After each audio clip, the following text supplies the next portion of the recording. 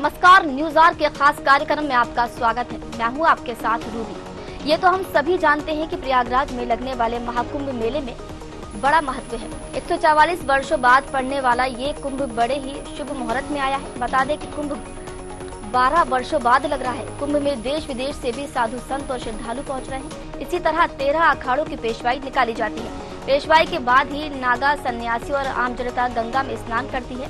अखाड़े का पेशवाई एक मान्यता है। कहते हैं अपने साम्राज्य के विजय दिखाने के लिए नगर भ्रमण किया जाता है, जिसमें साधु संत हाथी, घोड़े, ऊंट, गाजे बाजे के साथ नगर प्रवेश करते हैं, जो आकर्षण का केंद्र होता है। इस समय प्रयागराज में धर्म ध्वजा देश विदेश से आए साधु संत आकर्षण का केंद्र बने हुए हैं। इस मौके पर हम आपके लिए लेकर आए हैं महाकुंभ पर आधारित यह खास कार्यक्रम, जिसमें हम कुंभ को और गहराई से जानने की कोशिश करेंगे। तो महाकुंभ पर महाचर्चा के लिए हमारे साथ कुछ मेहमान भी जुड़ेंगे, लेकिन उससे पहले ये रिपोर्ट देखिए।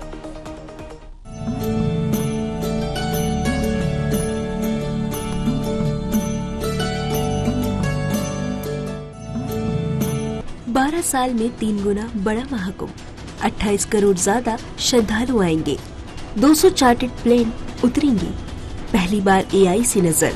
महाकुंभ मेले का बड़ा महत्व, महाकुंभ के स्वास्थ्य की विशेष व्यवस्था, देश का पहला एआई निगरानी वाला आईसीयू वार्ड, कैमरों को संजीवनी एआई सॉफ्टवेयर से जोड़ा, मरीजों को परेशानी तो बजेगा अलार्म, ओके लिखने पर ही होगा बंद, 3 मिनट में मरीज के पास पहुंचेंगे डॉक्टर।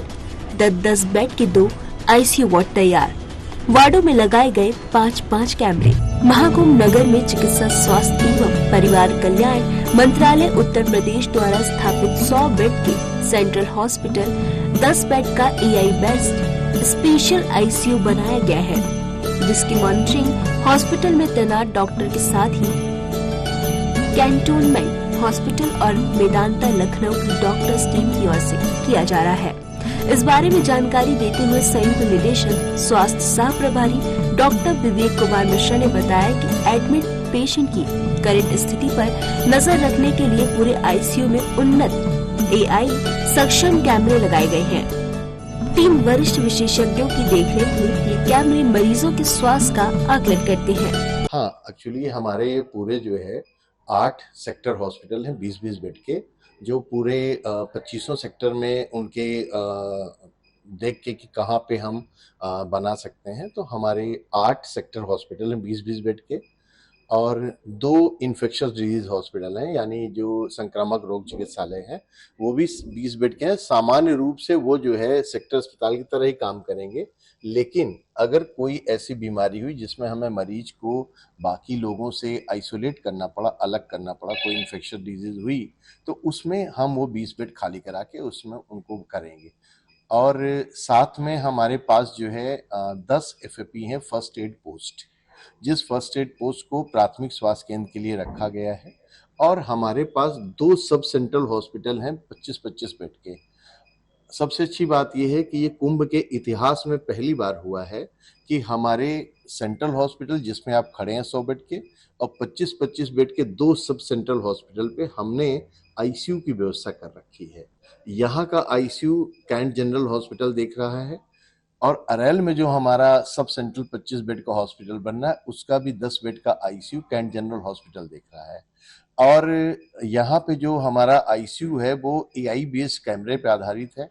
हमारी यहाँ पे स्पेशलिस्ट की टीम रहेगी जो देखेगी। साथ में जैसे ही कोई मॉनिटर में अगर उसके कोई भी पैरामीटर कम हुए या ज्यादा हुए जो खतरे से बाहर हैं, खतरे में उसको लाते हैं, तो वो एआई कैमरा उसको फोकस करके वो बजर बजाएंगे। प्रयागराज में 12 साल बाद पूर्ण कुंभ मेले का आयोजन हुआ है, जिसे महाकुंभ नाम दिया गया है।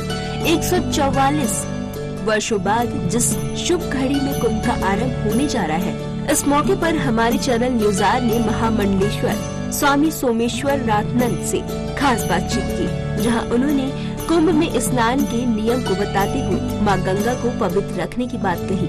स्वामी सोमेश्वर नंद ने बताया कि कुंभ में स्नान करने आने वाले श्रद्धालु को कुंभ स्नान से पहले और बाद में क्या करना चाहिए और क्या नहीं करना चाहिए। कुंभ पर्व भारत के 4 स्थानों पर जो है समस्त भारतवासियों को ज्ञान है, पड़ता है। वैसे हम शास्त्र के नियम और कुंभ के पर्व के सिद्धांत का 5 जगह होता है। कुंभ से पूरे विश्व के मानव जगत को एक अच्छा संदेश मिलता है।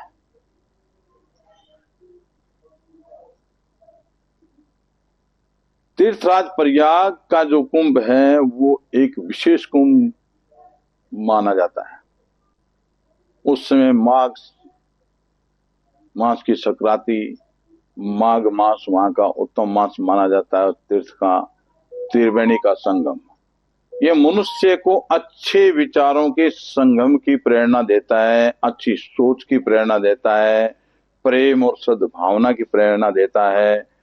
इससे हम सब मिलकर ये सीखें कि कुंभ एक प्रेम, सद्भावना और अच्छी सोच, स्वच्छ विचार का पर्व है, देवताओं की विजय का पर्व है।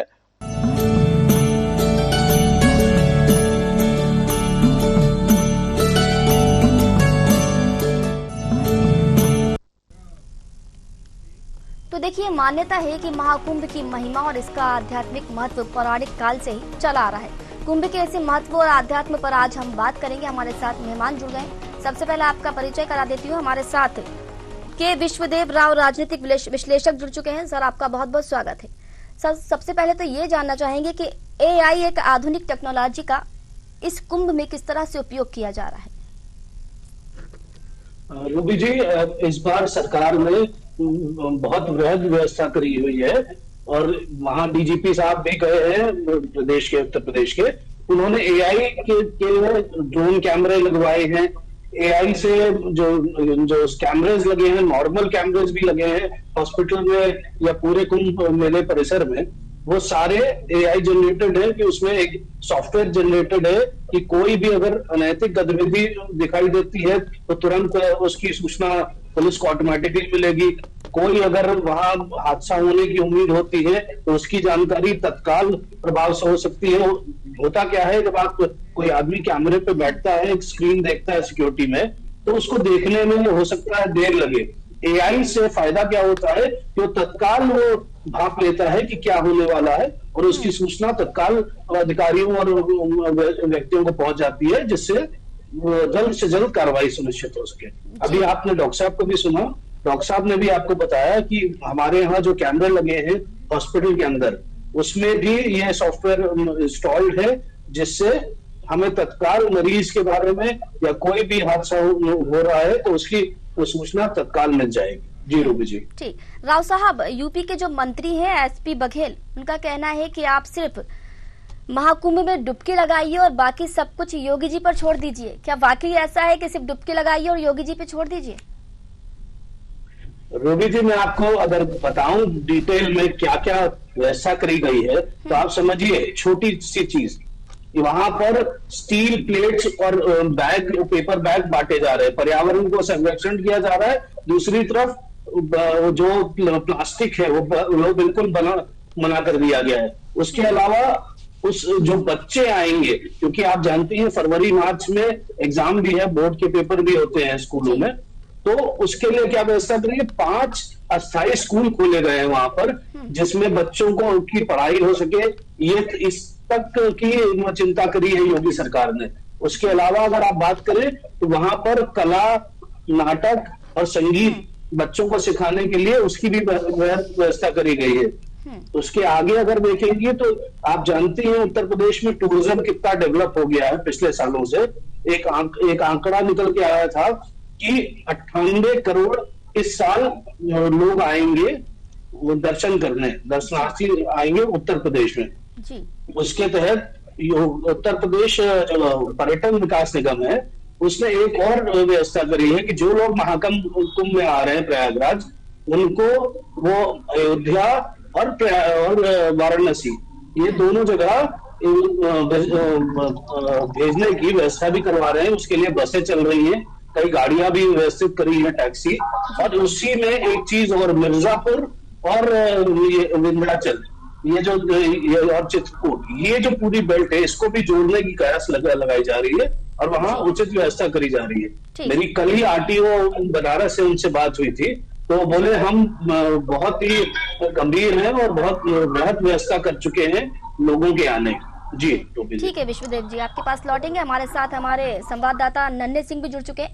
नन्हे, 13 जनवरी ज्यादा दूर नहीं है, कुछ ही समय बचा है। ऐसे में वहाँ की जो तैयारियां हैं, अब तक वो तैयारियां कहाँ तक पहुंची हैं? जी देखा जाए संगम नगरी प्रयागराज के जो रेती में लगने वाले महाकुंभ है, 13 अखाड़ों की जो पेशवाई है वो जारी है। यहाँ जो है संगम के जो नोज बने हैं, जो घाट बने हैं, कॉरिडोर बने हैं, वो लगभग तैयार है। और देखा जाए जो यहाँ रिंग रोड है वो भी पूरी तरह से तैयार है। और यहाँ जो पर्यटक आएंगे, 45 करोड़ से ज्यादा श्रद्धालुओं को यहाँ इस बार आगे की जो है पूरी तैयारी बना ली गई है सरकार द्वारा जिस तरह तैयारी है। यहाँ जो काफी संख्या में जो लाइट और सोलर पैनल इस बार जो देखने को मिल रही है, जो रात में जो लाइट होती है, इस बार हाइब्रिड लाइट जो सोलर पैनल है उसको लगाया गया है। और सोलर पैनल के साथ वो सोलर पैनल रात में जो है लाइटों का, जिस तरह अगर लाइट कट जाती है तो ये जो सूर्य की रोशनी से भी चार्ज रहता है, इमरजेंसी जो है लाइट के रूप में काफी संख्या में इसको लगाया गया है। और जिस तरह से देखा जाए प्रयागराज के त्रिवेणी संगम पे इस बार जो कुंभ मेले में जो श्रद्धालु आएंगे उसके आवागमन के लिए 30 पाल्टून पुल बनाए गए हैं। और पाल्टून पुल के साथ साथ अगले कुंभ देखा जाए 2019 की वहाँ 22 पाल्टून पुल थे, इस बार 30 पाल्टून पुल है। और सुरक्षा की दृष्टि से देखा जाए यहाँ पे जो है 150 से ज्यादा जो है चौकियां बनाई गई, 53 थाने बनाए गए। लेकिन देखा जाए यहाँ जो है सुरक्षा की दृष्टि से AI कैमरे से लैस है पूरी तरह से कुंभ मेला यहाँ घाट पे। और देखा जाए जो ड्रोन कैमरे बनाए गए, जो ड्रोन कैमरों के तहत निगरानी की जा रही है सुरक्षा की दृष्टि से। देखा जाए यहाँ जो AI बेस्ड हॉस्पिटल बनाए गए, AI बेस्ड हॉस्पिटल के द्वारा अब भारत का ये पहला AI बेस्ड ICU है जो यहाँ मेदांता और ये कई बड़े हॉस्पिटलों से डायरेक्ट टचअप पे रहेंगे। जो AI बेस्ड कैमरे हैं वो कैमरे लगातार देखा जाए तो जो श्रद्धालु 45 करोड़ से ज्यादा श्रद्धालु आएंगे यहाँ ठंड और सिकुड़न के बाद लगातार जो श्रद्धालु है काफी संख्या में, उनको दिक्कतें न हो। एक चीज और दूसरी चीज देखा जाए यहाँ जो अस्पताल है, ये जो सेंट्रल हॉस्पिटल के अस्पताल के साथ साथ 2 और आपके पास लौट कर आएंगे आप। ठीक है नन्हे, लौट कर आएंगे आपके पास। बन चुके हैं और उसका भी जो है काम शुरू किया। यहाँ पैथोलॉजी सभी प्रकार के जो है जांच वो भी जारी है। यहाँ पे यहाँ सभी जांच जो है स्टार्ट हो गया है। यहाँ लगातार जो है ट्रांसफर। ठीक है नन्हे, ठीक लौट कर आएंगे आपके पास। हमारे साथ महादेव महाराज हिंदू धर्म गुरु भी जुड़ चुके हैं। महादेव महाराज जी बहुत बहुत स्वागत है आपका न्यूज आवर में। महादेव महाराज जी, सबसे पहले तो आपसे यही जानना चाहेंगे कि महाकुंभ का जो संबंध है वो किस पौराणिक घटना से है? श्री आदित्य भगवान के चरणों में प्रणाम करते हुए मैं एक बात कहना चाहता हूँ कि देवासुर संग्राम से जिस समय समुद्र मंथन हुआ और समुद्र मंथन में 14 रत्न निकले और अंतिम रत्न अमृत निकला और जो कि देवताओं को मिलना था, लेकिन छल से राक्षस चुरा ले गए और राक्षस लेकर भागे और देवता पीछे पीछे पीछा करने लगे। तो 4 जगहों पर उस कलश से अमृत छलका, प्रयागराज में, नासिक में, हरिद्वार में और उज्जैन में। तो पूर्ण और आंशिक कुंभ लगता रहता है और ऐसी वैदिक मान्यता है, ऐसी शास्त्र ग्रंथों की मान्यता है, महापुरुषों की मान्यता है कि जब यह कुंभ का समय होता है वह अमृत का प्रभाव और प्रयाग में उत्पन्न होता है। और विशेष तिथि पर, विशेष स्तर पर, मौनी अमावस्या है, पूर्णिमा है, अमावस्या है, तो जो है ऐसे विशेष कर्मों पे, तिथियों पे उस का बहुत विशेष फल होता है। और इसलिए हिंदू धर्म के समस्त भक्त जन, संत जन, अनुयायी जाते हैं और प्रयागराज में डुबकी लगाते हैं और संतों से सत्संग सुनते हैं। और एक बात और, एक प्रयाग है जिसको कहा जाता है गंगा, जमुना और सुप्त सरस्वती प्रकट होती है, लेकिन दूसरा जो प्रयाग है वो कहते हैं हमारी जो बायां और दायां स्वर है वो ईड़ा पिंगला सुषमना 3 बसे ठाई बेड़ी संगम तह प्रयाग मनमज्जर करे तिठाई संतो तहां निरंजन राम। तो कहने का तात्पर्य कि इसी प्रकार से ये जब हमें पूर्ण गुरु मिलते हैं जीवन में तो हमारे अंतर में परमात्मा के प्रकाश को प्रकट कर देते हैं और हमारे अंदर में सुषमना को प्रकट कर देते हैं। हम ईश्वर का दर्शन कर पाते हैं और उस असली त्रिवेणी में हम स्नान करके, प्रकाश में स्नान करके अपने समस्त पापों को धो लेते हैं। और श्रीमद् भगवत गीता के 4 अध्याय के 37वें श्लोक में बताया गया, यथा धान से समृद्धो अग्निर्भस्म सात कुर्ते अर्जुन, ज्ञान अग्नि सर्व कर्माण भस्म सात कुर्ते तथा The seeds of pride cannot germinate if roasted the fire of divine knowledge might be. जिस प्रकार से अग्नि जो है वो कोई बीज भून दिया जाए दोबारा अंकुरित नहीं होते, कर्मों के बीज इस ज्ञान की अग्नि में दग्ध हो जाते हैं। और इसी का बाहरी स्वरूप ये कुंभ है कि उसमें स्नान करने से पाप दग्ध हो जाते हैं, आंशिक और भौतिक।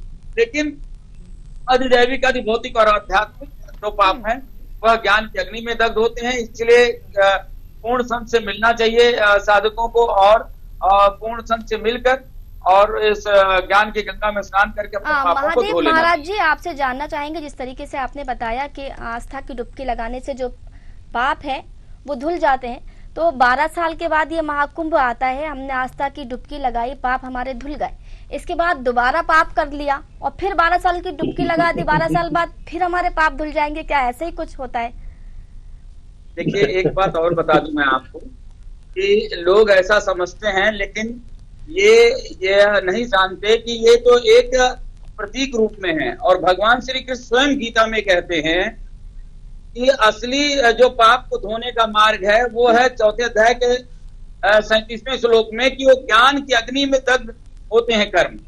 ये तो एक मतलब संकेत मार्ग है। इसलिए लोग उसमें डुबकी लगाने के पश्चात भी घर जाते हैं, फिर पाप में रत हो जाते हैं, फिर समस्या में रत हो जाते हैं। तो इसलिए एक बात और भी है, ऐसा ना समझे, संकेत रूप में है और इससे भी आध्यात्मिक लाभ होता है। लेकिन असली लाभ के लिए हमारे वेद कहते हैं, वेदा नीतन पुरखं महांतन आदित्य वर्णन कम से परस्तात् तुम्हें विद्वात में नाम है पंथा विद्यानाय। या विद्या रूप अंधकार से गति सूर्य की भांति मैं उस परम पुरुष को जानता हूँ जिसे जानने के पश्चात मनुष्य जन्म और मृत्यु के चक्र का उल्लंघन कर जाता है। तो ये प्रतीक है, इसको देखकर अंतर के ज्ञान में और प्रयाग में डुबकी लगाना पड़ता है, संगम में डुबकी लगाना पड़ता है, तभी असली पाप खत्म होते हैं और इसमें संपूर्ण नहीं। ठीक है महाराज जी, ठीक है, ये गीता की मान्यता है, वेद की मान्यता है। ठीक है महादेव महाराज जी, हमारे साथ आचार्य संतोष पांडे, हिंदू धर्म गुरु भी जुड़ चुके हैं। संतोष जी, बहुत बहुत स्वागत है आपका। संतोष जी, आपसे ये जानना चाहेंगे कि महाकुंभ मेले का संबंध जो है वो समुद्र मंथन से ही क्यों है? रूबी जी, महाकुंभ का, महापर्व का जो अमृत कलश से संबंध है, ये अमृत कलश से जो बूंदें निर्वाण हुई थी भूलोक पर, तो भूलोक पे व्याप्त हमारे जो सप्त सागर का जो गर्भ है, जो नदियों से होकर के जाता है, उसमें अमृत तत्व को सर्वत्र जीव के लिए व्यवस्था स्थापन हेतु जो है इसका संबंध है जी। ठीक है, हमारे साथ के विश्वदेव जी भी जुड़े हुए हैं। राव साहब, आपसे ये जानना चाहेंगे कि प्रयागराज में महाकुंभ से क्या पूर्वी उत्तर प्रदेश को ही लाभ मिलेगा या किसी और को भी लाभ मिल सकता है? तो पहले तो मैं बताऊं आपको, ये सबसे बड़ा आयोजन है 12 साल बाद उत्तर प्रदेश में धर्म की आस्था का। इसमें एक जो आपको मैंने पहले भी बताया, 40 करोड़ लोग आ रहे हैं जी। 45 दिन का है कार्यक्रम, अमूमन माना जा रहा है कि 90 से 1 करोड़ लोग डेली आएंगे स्नान पे। इसमें व्यवस्था की आप समझिए, उत्तर प्रदेश पूरा एक टूरिज्म हब बन गया है। एक कमर्शियल एंगल के हिसाब से अगर देखिए, एक धर्म आस्था का पर्व तो है ही, उसके अलावा अगर आप एक कमर्शियल एंगल देखिए, सरकार को मुनाफा कितना हो रहा है टूरिज्म सेक्टर को देखते हुए, तो उसमें 98 करोड़ की आने की इस साल में उम्मीद करी जा रही है, जो आधिकारिक रूप से बताया गया है। 40 करोड़ तो पहले ही महीने में हो गया। आने वाले समय में उत्तर प्रदेश का और कितना पर्यटन होगा, ये आप सोचने वाली बात है। उसके अलावा आप कुंभ में व्यवस्था की बात कर रही थी, कुंभ में ई रिक्शा है संचालन पर्यावरण बचाने के लिए। उसके अलावा वहां पर सात्विक भोजन है, पूरे करीबन 200 चार्टर फ्लाइट आने की उम्मीद करी जा रही है, जो उसके लिए प्रयागराज, वाराणसी, कानपुर, लखनऊ, चित्रकूट, इन सब एयरपोर्ट को अलर्ट कर दिया गया है। इस पर बृहद व्यवस्था करी गई है। रेलवे स्टेशन का नवनिर्माण हुआ है, वहां पर स्पेशल ट्रेनें चलाई जा रही हैं। मेरी जो जानकारी है कि लखनऊ में करीबन 100 इलेक्ट्रिक बसों को खड़ा करने की व्यवस्था करी जा रही है, जो प्रमोट करेगी टूरिज्म को। ये बहुत बृहद व्यवस्था है। सोलर प्लांट लगाए जा रहे हैं, एसटीपी प्लांट नए सृजित करे जा रहे हैं मेला परिसर के लिए, कि वहां पर ये सारी सुविधाएं वहां आने वाले लोगों को मिल सके। तो उत्तर प्रदेश का टूरिज्म मैप पे नंबर 1 पिछले 2 साल से था, इस साल भी नंबर 1 होगा। तो आप पूरे उत्तर प्रदेश को जोड़ के देखिए इस विषय। जी रूबी जी। के विश्वदेव जी, आपसे ये भी जानना चाहेंगे कि महाकुंभ से जो धर्म का ध्वजा है वो तो लहरेगा ही, लेकिन इकोनॉमी को भी क्या बूस्ट मिलेगा यहाँ पर? जी बिल्कुल, क्यों नहीं मिलेगा। आप समझिए, अगर कोई पर्यटक आता है या कोई दर्शनार्थी आता है तो वो अपने परिवार के साथ भी आता है, तो वहाँ होटल लेता है, कमरा, गाड़ी लेता है चलने के लिए, और खाना पीना खाता है, तो हर चीज को बूस्ट मिलता है। फूड को बूस्ट मिलता है, होटल अकोमोडेशन को बूस्ट मिलता है, पर ट्रैवल अकोमोडेशन को, ट्रैवल को बूस्ट मिलता है। तो आप इसको आर्थिक नजरिए से भी देखिए। उत्तर प्रदेश सरकार 4000 करोड़ के आसपास खर्च कर रही है, एक अमूमन आंकड़ा आया है।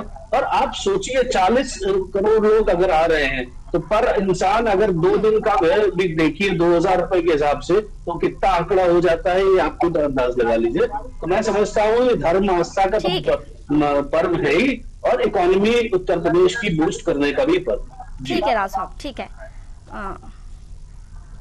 महादेव महाराज जी, कुंभ, अर्ध कुंभ और महाकुंभ, इन तीनों में अंतर क्या है और तीनों का अलग अलग महत्व क्या है? बात यह है कि जब जो कुंभ में है, जो उस अमृत कलश का जो लाभ है उसमें प्रकाशन संपूर्ण रूप से मिलता है, और अर्ध कुंभ और उसके महादेव जी, आपकी आवाज बहुत कम आ पा रही है हम तक। अच्छा, अब आ रही आवाज? जी जी, अब ठीक है। तो इस प्रकार के पूर्ण और अर्ध, और इसके भी बहुत गहरे जानना पड़ेगा। तो ये इसीलिए पूर्ण कुंभ का मान्यता बहुत ज्यादा है, और पूर्ण कुंभ में इसीलिए सभी लोग आते हैं, और सभी लोग पूर्ण कुंभ में स्नान करते हैं, और इसकी मान्यता सबसे ज्यादा है। और समस्त अखाड़ों के लोग आते हैं, समस्त 12 वर्ष से सभी जितने भी भारत में और पूरे विश्व में जितने भी सनातनी हैं और किसी भी पंथ में हैं, किसी भी अखाड़े में, सभी संत एकत्रित होते हैं। और आंशिक में सब लोग नहीं एकत्रित हो पाते, अर्ध कुंभ में सब लोग नहीं एकत्रित होते, लेकिन पूर्ण कुंभ में सभी लोग एकत्रित होते हैं। जी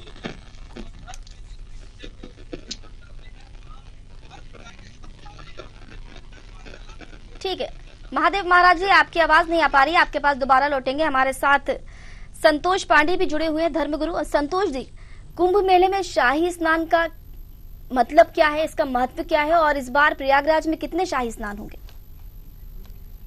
देखिए, शाही स्नान के बारे में आपको मैं बता दूं कि शाही स्नान धर्मों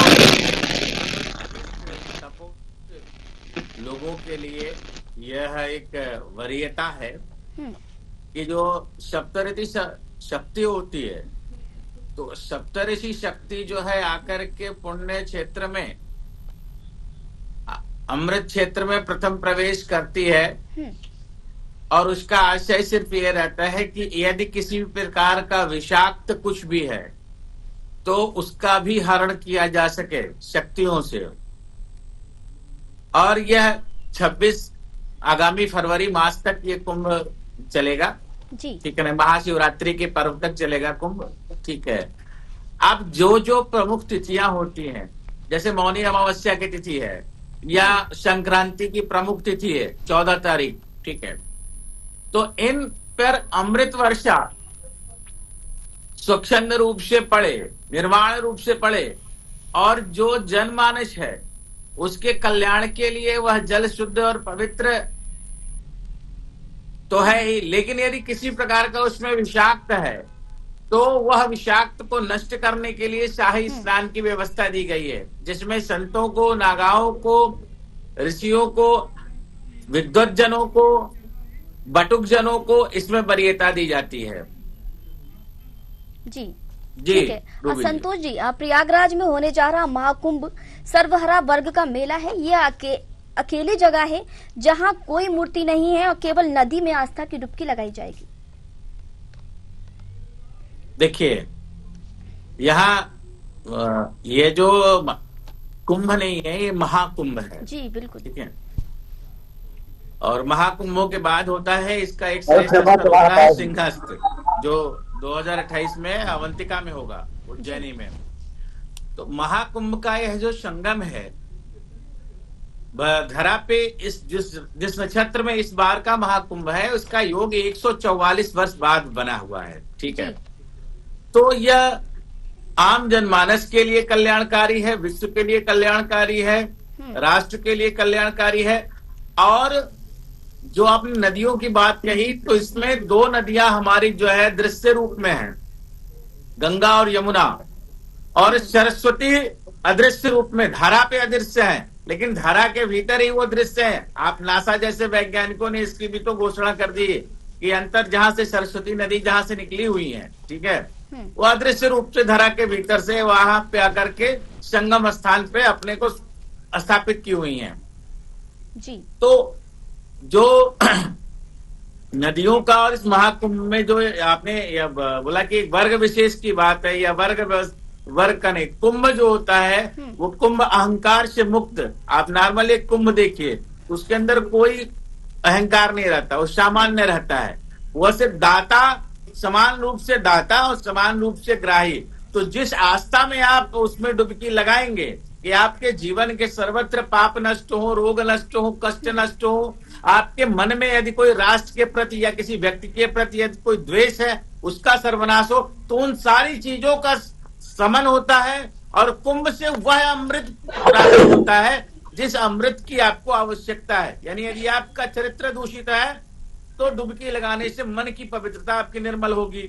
जी। आपको जब आप सौभाग्य मिले आपको कि आप कुंभ में स्नान करें या किसी भी तीर्थ नगरी के नदी में स्नान करने जाएं, तो आप जब पहला अपना कदम बढ़ाएंगे आप, तो आपको ढेर सारी ठंड लगेगी, लेकिन एक डुबकी लगाने के बाद आपकी ठंड जो है बिल्कुल गायब हो जाएगी। वो कैसे होता है? क्योंकि आपके शरीर के जो ये डायमेंशनल, जो आप फिजिक्स के सिस्टम में भी जाएंगे तो जो तमाम ऐसे नेगेटिव ऑरा आपके बॉडीज पे रहते हैं वो सब रिमूव हो जाते हैं और एक प्योर सोल आपके साथ रहती है।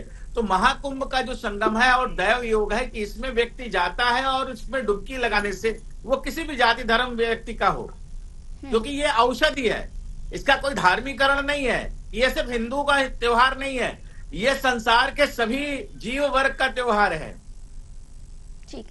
ठीक है। तो कुंभ की श्रेष्ठता ये होनी चाहिए। हालांकि एक दुखद बात मैं आपको बता दूं, मंच पर राजनीतिक विश्लेषण भी हैं और आपके स्थानीय संवाददाता भी हैं कि महाकुंभ परिक्षेत्र में साधु संतों के साथ जो सरकार के अफसरान हैं, जो मेला अधिकारी हैं, उनका रवैया अच्छा नहीं है।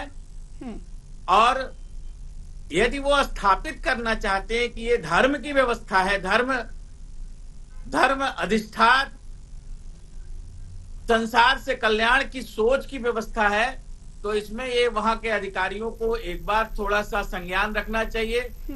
उत्तर प्रदेश के लोकप्रिय मुख्यमंत्री को थोड़ा सा इस पे निजी तौर पे ध्यान देना चाहिए कि वहां पे साधु संतों के साथ अच्छा व्यवहार नहीं किया जा रहा है, उनको जगह आवंटन नहीं किया जा रहा है, उनके साथ अच्छे बात से व्यवहार नहीं किया जा रहा है, उनको धमकियां तक अधिकारी दे देते हैं। ठीक है, हमारे संवाददाता के जरिए आपकी बात पहुंचाएंगे वहां तक। ठीक है, धर्म के लिए अपने आप को अग्रिम पथ पे निकला हुआ है और महाकुंभ 144 वर्ष बाद का यह योग है, तो ऐसे असुर रूपी अधिकारी। ठीक है संतोष जी, हमारे संवाददाता हमारे साथ जुड़े हैं, आपकी जो बात है, आपकी जो पीड़ा है हमारे संवाददाता के जरिए उन तक पहुंचाई जाएगी। ठीक है, हमारे साथ जी मैं यहाँ पे देख रहा हूँ कि आप इनसे पूछे कि स्थानीय स्तर पर ये जाकर के संतों महामंडलेश्वरों जो धर्मगुरु हैं उनसे जाकर के उनकी पीड़ा उनसे जान लेते हैं। एक रिपोर्टिंग आपकी इस पर भी होनी चाहिए। ठीक है बिल्कुल जान लेते हैं इनसे। के विश्वजीत जी, ये जो महाकुंभ है इसका जो आरंभ होगा 13 जनवरी को, तो क्या देश के प्रधानमंत्री वहां पहुंचेंगे? और अगर वहां उस दिन नहीं पहुंच पाते तो क्या बीच में कुछ कार्यक्रम इनके वहां पर होंगे? देखिए रूबी जी, जहां तक जानकारी है वहां तक 13 तारीख को तो शायद नहीं आ रहे हैं, लेकिन वो आएंगे जरूर कुंभ में, क्योंकि वो ये एक महापर्व है और वो उनके बारे में आप जानती ही है कि वो ऐसी सब जगह पर जाना पसंद करते हैं। दूसरा मैं एक बात बता दूं कि धर्मगुरु जी हमारे साथ जो है संतोष जी पांडे जी, उन्होंने जो कहा हम चर्चा करेंगे इस विषय में, सरकार से उनके कान में ये बात डाल देंगे। मुझे उम्मीद है कि वो उचित व्यवस्था होगी। दूसरा एक चीज, जिस तरह की व्यवस्था हम लोग देख रहे हैं रूबी जी, के लिए काम कर रहे हैं वहाँ पे लोग, जो सरकार चाह रही है ठीक है संतोष जी, आप जिस चैनल पे बोल रहे हैं करने के लिए कुछ लोग कार्य कर ठीक है संतोष जी, उन्हें बात पूरी कर लेने दीजिए। मैं आपसे आग्रह कहूंगा कि आप ठीक है, आपकी बात पहुंचाएंगे, आपकी बात के साथ भी आपके संबंध हो, उनसे आप निवेदन जी बिल्कुल आपकी बात वहां तक पहुंचाएंगे। आपकी जो पीड़ा है उसका निदान जरूर निकाला जाएगा, बात पहुंचाएंगे। ठीक है, आपकी बात संतोष जी, आप जिस चैनल पे बात कर रहे हैं, मैं आपको बता दूं, जिस चैनल पे बात कर रहे हैं उस चैनल की पहुंच मुख्यमंत्री तक है, मुख्यमंत्री देखते भी है उस चैनल को, तो आप निश्चिंत रहे, आपने बात बोली है तो उन तक पहुंचेगी, पहली चीज। दूसरा एक चीज रूबी जी मैं बताऊं अपने दर्शकों को कि हम जिस तरह की व्यवस्था देख रहे हैं, नन्हे भी वहां पर हैं, वो इसको और पुष्ट करेंगे। एक कहानी हम लोग सुनते चले आ रहे थे कि कुंभ में बिछड़े तो मिले नहीं, तो मुझे लगता है इस बार सरकार जिस तरीके से एआई और बाकी चीजों का इस्तेमाल कर रही है तो वो इसको निराधार करने की कोशिश कर रही है। बाकी संतोष जी की जो टिप्पणियां हैं और जो शिकायतें हैं उसके लिए हम लोग सब कोशिश करेंगे कि वो दूर हो। बिल्कुल नन्हे जी, आप भी कोशिश कीजिएगा। ये जो मुद्दा अभी उन्होंने उठाया है, जो तकलीफ है वो आप उसे उठाए और जो शिकायत है उनकी वहां के अधिकारियों से किए, ताकि इस समस्या का जो है वो निदान निकाला जाए। देखिए, आस्था से जुड़ा विषय ऐसा है कि चर्चा जितनी लंबी की जाए उतनी कम है, लेकिन समय में इजाजत नहीं देता, इसलिए चर्चा को यहीं रोकना चाहूंगी। आप सभी का बहुत बहुत शुक्रिया, आप जुड़े और अपने अपने विचार आपने रखे। तो देखिए, कुंभ मेले का आयोजन लगभग 2000 वर्षों से हो रहा है। इसका उल्लेख प्राचीन हिंदू ग्रंथों में मिलता है। कुंभ मेला हिंदू धर्म का महापर्व है, जिससे करोड़ों लोगों की आस्थाएं जुड़ी होती हैं। महाकुंभ का आयोजन हर 12 साल के अंतराल पर प्रयागराज में होता है और इस बार महाकुंभ 13 जनवरी 2025 से आयोजित होने वाला है। तो महाकुंभ पर आधारित ये था हमारा खास कार्यक्रम, जिसमें हमने कुंभ को और गहराई से जानने की कोशिश की। तो फिलहाल मुझे दीजिए इजाजत, नमस्कार।